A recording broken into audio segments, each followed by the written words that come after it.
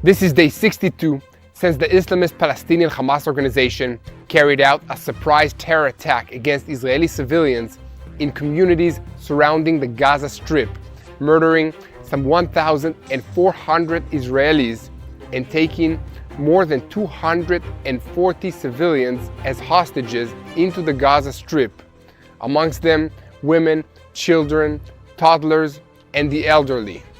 This is the third day since Israel began pumping water from the Mediterranean Sea into Hamas's underground terror infrastructure in the northern part of the Gaza Strip.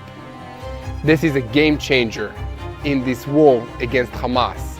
Hamas designed its underground terror infrastructure to reach all the way to the Mediterranean Sea.